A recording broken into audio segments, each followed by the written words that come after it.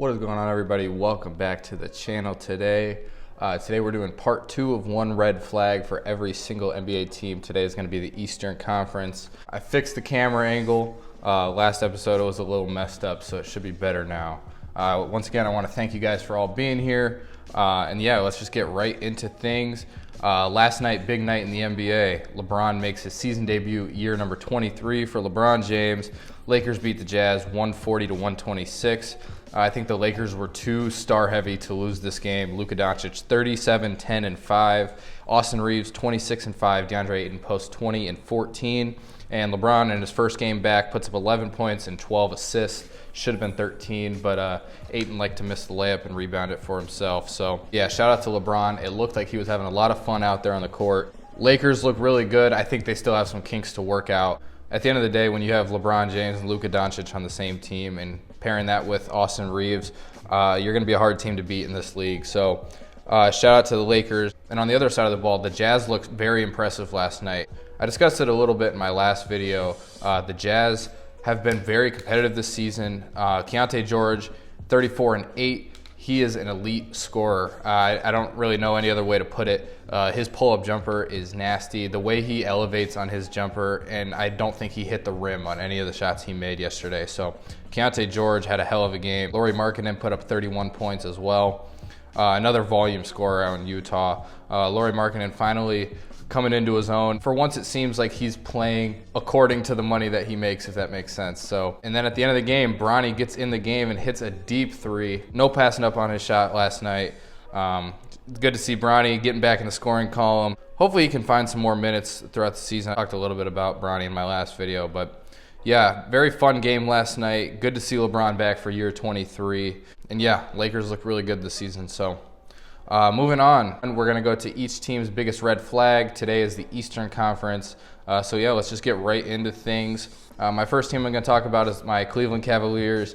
For their biggest red flag, I would definitely say Mobley's aggression. I think everybody was expecting Mobley to make that next leap this year. So far this season, I think he's looked good in spurts. However, he does take himself out of the game sometimes, or it might be Atkinson taking him out of the game sometimes. Just his lack of consistency taking shots and creating mismatches, because when you're a 7-footer and you have the skill like Evan Mobley, I think they should be playing mismatches more. It kind of seems more like they're just running the offense through Donovan Mitchell and not really spreading the ball too much, more than last year when they were playing more team baseball. Evan Mobley's currently averaging 19 points per game on low field goal attempts. I kind of want to see him taking like an extra 3 to 5 shots per night and just bringing out more of that aggression from Evan Mobley, because at the end of the day, if the Cavs do want to be competitive in the playoffs, I think that's going to require Evan Mobley to kind of step up and take that next leap.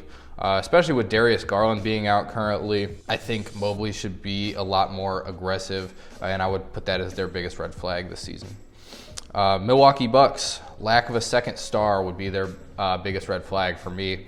Similar to what I talked about with the Suns in the last video, Giannis has been Giannis, but when it comes to that second star player or second ball dominant player, I think they're still figuring that out in Milwaukee.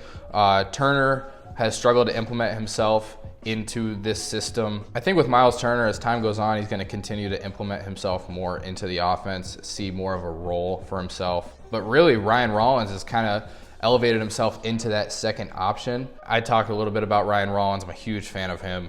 But I would say definitely for longevity and sustainability throughout the NBA season, I would say definitely the Bucks need to propel someone into that role of the second scorer, the second option. But yeah, definitely biggest red flag for the Bucks is not having a second option. Next team, Orlando Magic. I would say their biggest red flag so far this season, just like last year, was three-point shooting. They're 33% as a team, 25th in the NBA. The addition of Desmond Bane has definitely helped their shooting just a little bit, but still this team has problems scoring from three. Franz Wagner, Paolo Banchero, still just not steady three-point shooters yet at this point in their careers. Defensively, they're a good team.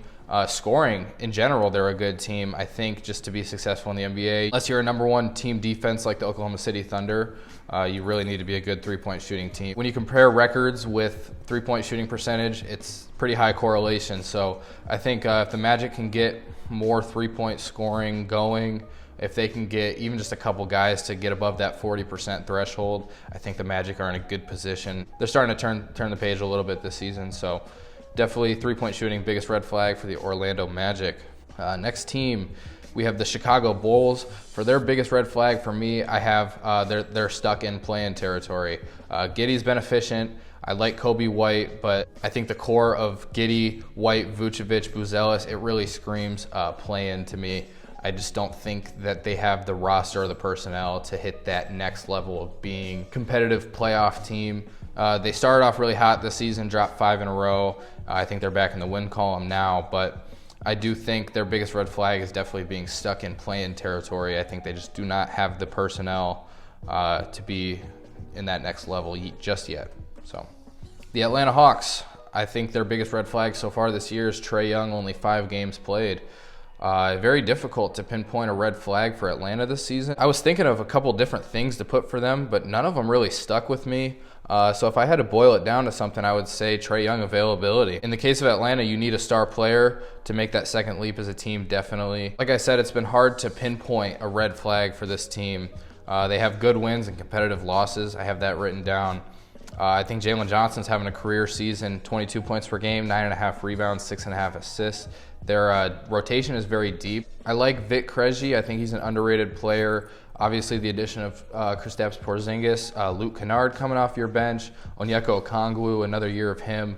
They're sitting at 9-6. I think Atlanta's showed a lot of signs of being a competitive team in the NBA. I would say definitely their biggest red flag so far, if I had to pick something, would definitely be Trae Young, only playing 5 games. Definitely going to need Trae Young down the stretch.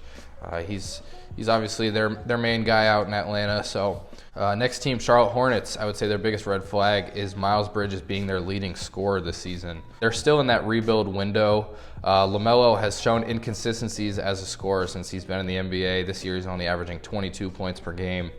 Miles Bridges has been that consistent veteran option for them, and it has worked in cases, but I don't think longevity-wise anybody's planning on Miles Bridges leading this team to success. Like a lot of young pieces they got, I think Ryan Kalkbrenner has been very good at the center position for them. Really like the addition of Colin Sexton. I think he brings a lot of energy off the bench or in the starting lineup, depends on the night. But yeah, Charlotte Hornets, definitely their biggest red flag is Miles Bridges being their leading scorer. Like I said, they're not in that win now window. However, I think this is something that it won't last much longer. I don't see Miles Bridges just taking 30 shots a night. It doesn't really make a whole lot of sense for the organization longevity-wise. So anyways, moving on to the next team, Philadelphia 76ers. Biggest red flag, just like every season for them, Embiid must stay healthy. The roster is really set to win now. But you can't do that with Andre Drummond starting at center for you. Drummond's actually showed a lot of development in his game, I would say. He's shooting threes and making threes now, so that's actually very exciting to see, I think, if you're a Philly fan. Obviously, that's not a sustainable thing, running Andre Drummond at your starting center position. But it's kind of a wait-and-see thing. You really need Embiid healthy for the playoffs, so if you do have to pace, at this point, Embiid's not going to play 82 games in a season anymore. Tyrese Maxey, I could talk about him over and over and over again. He's been a superstar. He's really been leading the way out in Philly. But in Philly, you're looking at playoffs and winning in the playoffs. So I think a lot of that does come down to Embiid staying healthy and being able to finish throughout the season. With Embiid healthy, I do think they could shock some teams in the playoffs for sure. But yeah, Philadelphia 76ers, Joel Embiid, biggest red flag for sure. Next team, New York Knicks. I'm putting Cat as their biggest red flag this season. I think he lacks aggression at points throughout the game. I think there is a weird dynamic they have going with Cat and Mitchell Robinson being on the floor at the same time. I think they sacrifice a lot of athleticism and they sacrifice defensive versatility when those two are on the court together. It leads to a lot of mismatches for sure. Past that, Karl-Anthony Towns shooting 32% from 3 this season, lowest in his entire career. So yeah, I think Cat does definitely need to step things up out in New York, especially with Brunson being sidelined right now, nursing a couple injuries over on that roster. So I would say their biggest red flag this season so far is Karl-Anthony Towns. Next team, we got the Brooklyn Nets. Weird tidbit, I've watched more Brooklyn Nets games than any other team this season. I just like watching young rebuilding teams. I like seeing their rookies get implemented into the lineups. So, but their biggest red flag is definitely inexperience. They struggle down the stretch offensively a lot. They usually start games pretty neck and neck, and then they lose it in late third quarter, early fourth quarter. They're relying heavily on Michael Porter Jr., who's having a career year this season. He's actually been very good. I was very interested to see how Michael Porter Jr. would adapt to being on that rebuilding team, but I think he's treated it somewhat like a professional, and he's been balling for sure. I love seeing Yegor Gioman, Noah Clowney, Tyrese Martin, Zaire Williams get more touches, develop as players. And then shout out to Nick Claxton, best season of his career so far. 15 points per game, 7 rebounds, and 4 assists a night. Obviously, Nick Claxton playing that veteran role for the Brooklyn Nets and really coming into his own. I think he's increased his trade value a lot. As somewhat of a Nets fan, I'd like to see Nick Claxton stick around for a little bit longer. I think he's a very high IQ player and doesn't get the respect he deserves for sure. But Brooklyn Nets' biggest red flag is inexperience this season. Goes without saying. For the next team, we have the Boston Celtics. Their red flag this season, I would say, is a loss of identity. Obviously, no Jason Tatum shakes things up a little bit, but they are 22nd in scoring, and comparing that to, they were 8th in the NBA last season. So clearly a huge drop-off offensively, and I think that's bigger than just Jason Tatum. I think that's losing Drew Holiday, losing Kristaps Porzingis, and losing Al Horford off the bench. And then past that, talking about the Drew Holiday trade, Anthony Simons comes to Boston and kind of has struggled to find his role there. I don't think he's Joe Mazzulla's type of player. He's running the six-man role at about 24 minutes per night. And I would like to see more Anthony Simons, especially on a team that's struggling offensively. I think they could use a bigger role from Anthony Simons. But yeah, Celtics, definitely their biggest red flag so far this season, loss of identity. I think they just improved to 8-7. If I'm remembering correctly, I think they just improved to 8-7. So pretty much just patiently waiting for Jason Tatum to get back. So next team, we have the Miami Heat. I would say their biggest red flag is just not having Harrow yet. They definitely need that star player. They do have Bam Adebayo and Norman Powell, but I think that's just a recipe for success in the regular season, not particularly a playoff series. They have a roster fully equipped to win games in the regular season. I'm just not fully sold on them come playoff time. I think they have a weird chemistry out there, and obviously Spoelstra has always got some things going on behind the scenes with those rotations. So I will give them a positive. They have better than average playoff experience having Andrew Wiggins on that roster. Norman Powell has just always been on a good team, and he's always been a contributor on a good team. Norman Powell really taking that leap this year. We started to see it last season, but he's averaging 25 points per game this season on 43% from three. So Norman Powell is a great player, but I just am not fully sold. I think they need Tyler Herro back to fully be one as a team. So their biggest red flag is just having no Tyler Herro yet. Next team, we have the Detroit Pistons. Very hard to pinpoint a red flag on a team that's 13-2 while battling injuries. But for my red flag for them, all I'm going to say is unproven concept. They're a top 5 defense. Defensively as a unit, they are fantastic. They have a lot of offensive weapons. They're a very well-built team. I think having Cade Cunningham, pairing him with a defensive player like Asar Thompson, who's kind of been in and out of the rotation. The addition of Duncan Robinson has been big, and Jalen Duren has just been a dog this season. So they do have a lot of playoff experience as well. The only thing I can think of is maybe that it's an unproven concept. Maybe they have some glaring issue that I'm not seeing. However, I don't really see a red flag so far this season for them. They are 13-2, so that's all I'm going to say for the Detroit Pistons. They're really doing their thing this year in the Eastern Conference. So next team, we have the Toronto Raptors. I think for their biggest red flag, I would put bench rotation. They have a great starting 5. I guess just reading off some of the players from their bench: Sandro Mamukelashvili, Jamal Shed, Colin Murray-Boyles, Grady Dick, Jamison Battle, Ochai Agbaji. Honestly, it's not a bad bench either. They're another one of these teams. They're playing good. I think there's not a lot of glaring problems. I think they have a great coach out in Toronto. But if I did have to pinpoint something, I would say their bench rotation has been somewhat inconsistent. Grady Dick kind of off to a slow start, struggle finding his role in the NBA. I don't think he's built to be a spot-up 3-and-D guy. And then past that, I think just a lack of star power, I guess, off their bench, or however you would characterize that. I will say I'm a big fan of Jamison Battle. He's shooting above 50% from three this season, but he has games where he gets DNPs. But big fan of Jamison Battle, Ohio State alumni. So shout out to the Raptors, playing great, but if I had to pinpoint something, I would definitely say their bench rotation is their biggest red flag this season. Two teams left, and they're both in a pretty similar boat for different reasons. Indiana Pacers, biggest red flag, player health, not much that needs to be said. They are 1-13 this season. Basically, pick a player off the roster, they've probably missed time. Obviously, no Halliburton this season. Everybody pretty much missing time. They just haven't been at full strength. They're sitting at 1-13. Season is basically over for the Indiana Pacers. And I think an underrated talking point, losing Miles Turner. Those center rotation minutes, they've kind of been balancing them between Jay Huff, Isaiah Jackson. They had James Wiseman for a little bit and then got rid of him. So not really sure what's going on in their front court over there. Shout out to Siakam, man.